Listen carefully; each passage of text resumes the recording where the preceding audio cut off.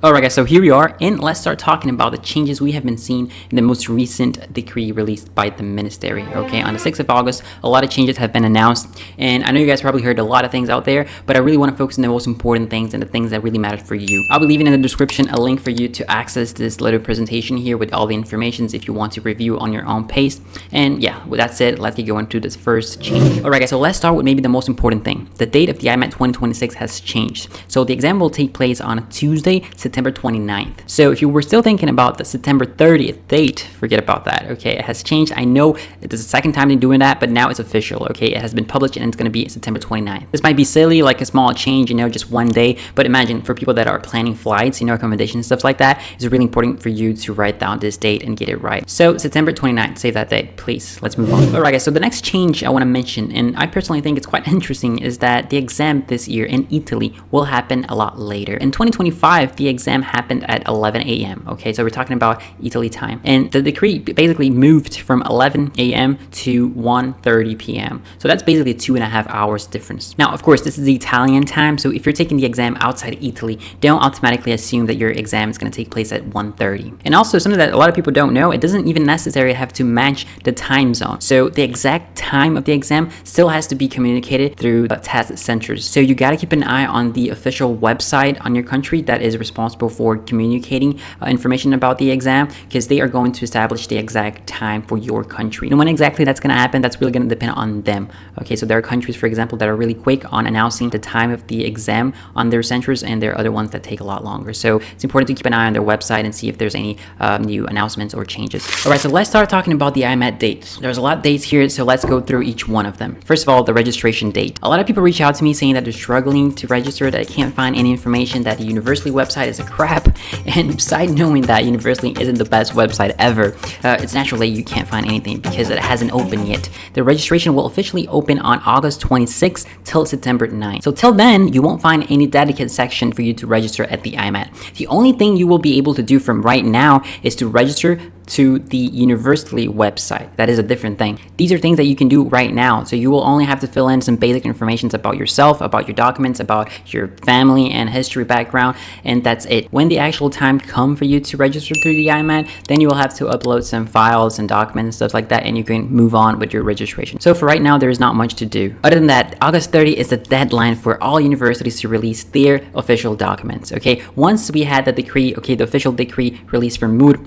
the other universities have until the August 30th as the deadline, the limit for them to release their documents, where they're gonna plan some details of like step-by-step enrollment, their tuition fees, and other information like this. Some universities already released the information, so you will be able to find these documents on their dedicated space on the website of each university, but others will take their time. Okay, so don't panic if your university of choice haven't yet placed a dedicated space for the IMAT. Okay, they will have to do it eventually, and the August 30 is the deadline for that. Other than that, the deadline for the registration is the 9th of September, but I really don't recommend you to wait until the last hour for you to register, because you usually get really crowded with other people trying to do the same thing and the website just crashes.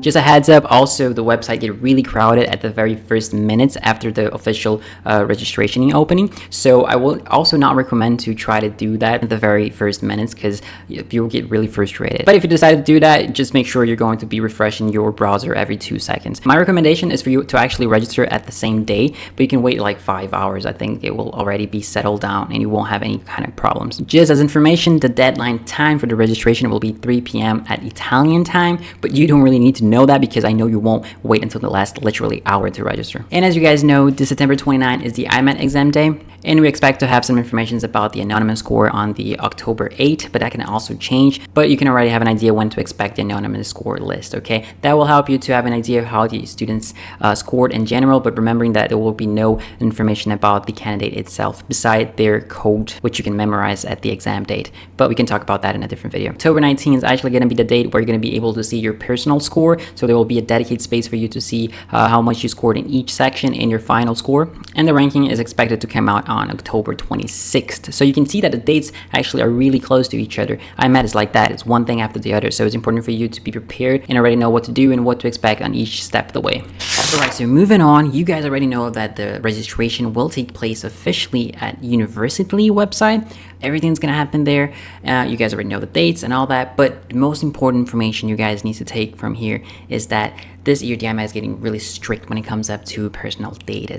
So make sure that your personal information actually matches with what you're filling in when you're registering for the IMAT, okay? So your name, your surname, date of birth, all these documents should be exactly as your official document, your passport. So don't even think about nicknames, and also don't think about making your surname short if you have more than one. If you have any problem with that and you realize that you fill out wrongly or something like that, it's not the end of the world because you can still change, but you're gonna have to open a dedicated ticket, and that's gonna happen at the same website. So for you guys that have already done the pre-enrollment or have already registered at the university website, make sure that these informations are correct, and if not, please don't take any longer to try to get that sorted. If you need any help, you're struggling with that, just shoot down in the comments and we can connect. And finally, and an important information, but unfortunately we have none, is that the 2026 registration fee hasn't been announced yet, so we can at least project that it's going to be similar to last year, that if I'm not mistaken, it was 150 euros. Worst case scenario is going to be around 200 euros, but if they do that, I think they're going to be pushing really hard. All right, let's talk about a big change that happened this year, and I have no idea why they've done that, but there it is.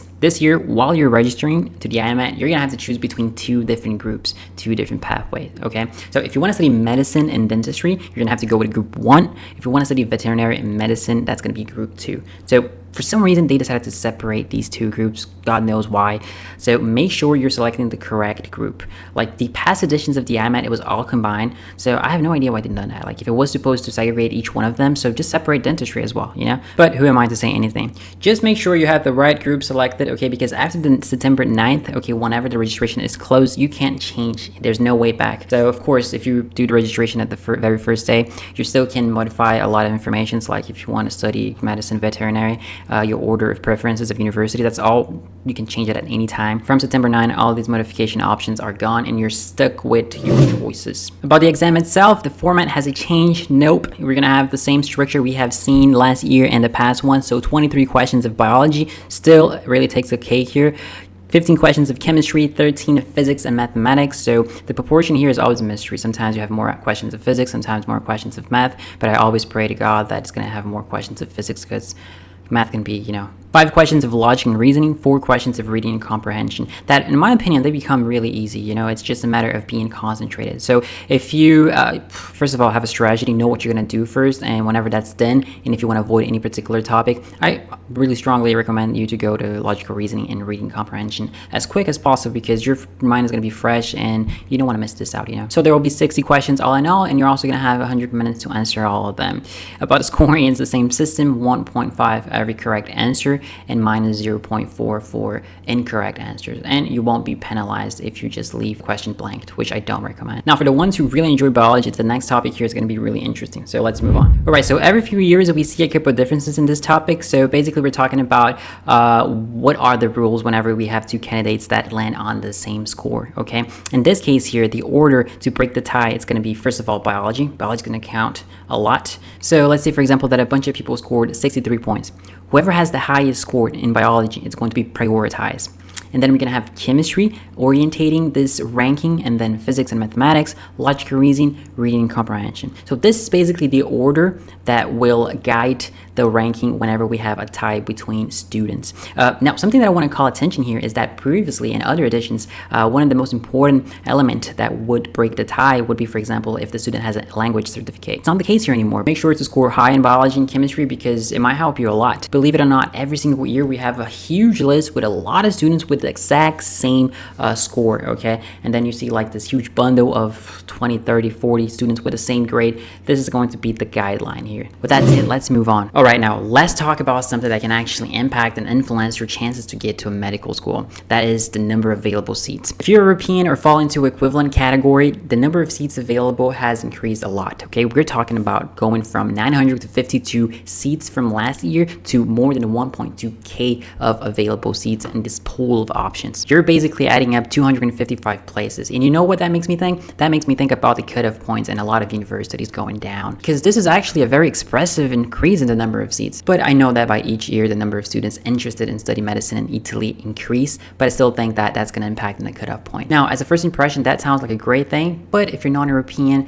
the story is slightly different, and let's talk a little bit about that. All right, now let's talk about the elephant in the room. Unfortunately, this year we had a decrease when it comes up to the number of seats available for non-Europeans. Okay, we're talking about more or less 530 from last year going to 225. It doesn't seem like that much, like 5 seats away from each other, but if you look at that like inflation, for example, that doesn't really sound as a good thing, because each year you have more students interested in this program, so it's kind of like, okay, we have less seats available for more people interested.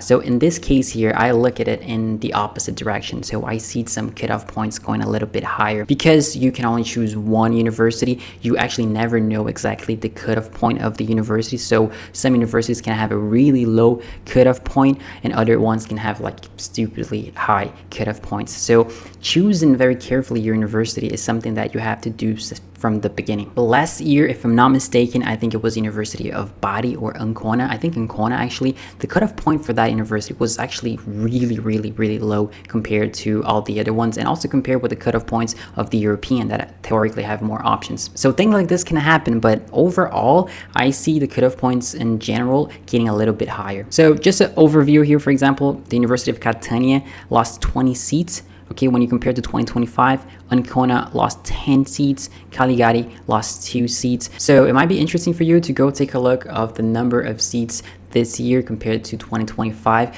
but to be honest, that doesn't mean a thing, because somebody can look at the number of seats available for a particular university, let's say Cagliari. Oh, they only lost 2 seats. Okay, that's 10%, and then a lot of people will go to Cagliari, which means that the cutoff point might go high, so it's complicated math here.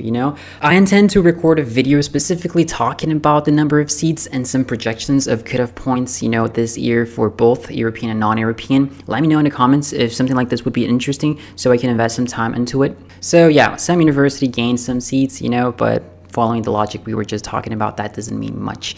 Let's go take a look at the next topic here. All right, guys, so next thing, let's talk about new universities and new programs. It's always very exciting talking about this because you can kind of see a trend by each year. Italy is really putting an effort on these international programs. So when it comes up to new universities, Florence is like the big news, so you're gonna have 50 seats for medicine. This might also be one of the reasons why we had a very expressive raise on number of seats for Europeans. So keep that in mind. Also, another thing that people are talking a lot about it is the new program of MedTech in Padova. Okay, so basically, I think it might be a similar program to Ancona, but you're gonna have 15 seats for non-European and 70 seats for European. I'm not gonna talk a lot about this right here because I'm already planning a video talking specifically about this program and this university, so let's just keep tuned. After that, we're gonna have Federico II offering the veterinary medicine for Europeans and non-Europeans. Just keep in mind that for non-Europeans, you are gonna be competing for 2 seats. If you're taking the exam outside Italy, another good change to mention is the countries where you can take the exam. So basically, you're gonna have 25 countries, 2 more than last year.